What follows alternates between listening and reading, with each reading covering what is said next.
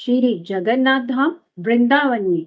जगन्नाथ जी कब वृंदावन में आए, आइए जानते हैं। कहते हैं आज से 500 साल पहले भगवान श्री कृष्ण ने वृंदावन के एक वैष्णव महात्मा श्री हरिदास जी महाराज के सामने प्रकट होकर कहा, आषाढ़ महीने में जगन्नाथ, बलराम और सुभद्रा देवी के श्री विग्रह को नए विग्रहों द्वारा प्रस्थापित किया जाएगा। भगवान ने उन्हें वृंदावन में पुराने विग्रहों को लाने का आदेश दिया।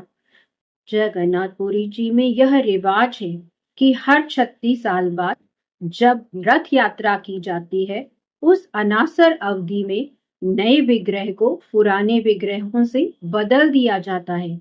महात्मा हरिदास जी ने अपने शिष्यों के साथ पैदल ही पुरी की यात्रा की और 4 दिन बाद वह पुरी पहुंची। हरिदास जी ने मंदिर के पुजारी से कहा कि आप मुझे प्रभु का पुराना विग्रह सौंप दें। भगवान श्री कृष्ण ने मुझे कुछ ऐसा ही आदेश दिया है। पुजारी ने कहा, इसके लिए आपको महाराजा प्रताप रुद्र की स्वीकृति प्राप्त करनी होगी। जब राजा को यह बात पता चली तो उन्होंने मना कर दिया, क्योंकि पुराने विग्रह को समुद्र में ही विसर्जित करने की परंपरा थी और वह ये परंपरा तोड़ना नहीं चाहते थे। महात्मा हरिदास जी ने सोचा, यदि वह अपने भगवान के आदेश को पूरा करने में असमर्थ हैं, तो उनकी मृत्यु हो जाना उत्तम है। वह समुद्र के किनारे गए और ध्यान में लीन हो गए। आधी रात को भगवान जगन्नाथ जी महाराज के सपने में आए और उनसे कहा, पुराने विग्रहों को महात्मा हरिदास जी को सौंप दो, क्योंकि भगवान कृष्ण पुरी और वृंदावन दोनों स्थानों में रहना चाहते हैं।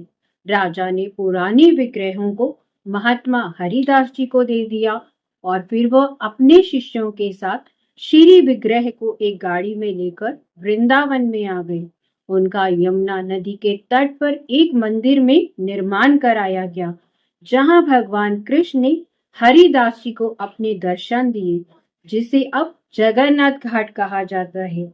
श्री विग्रह उसी मंदिर में रखे हुए हैं और उनकी पूजा की जाती है। इस बार जब वृंदावन जाएं तो जगन्नाथपुरी जी के दर्शन जरूर करने जाएं, क्योंकि वहां भी तो जगन्नाथपुरी जी स्वयं ही बैठे हैं। राधा कृष्ण, राधा कृष्ण।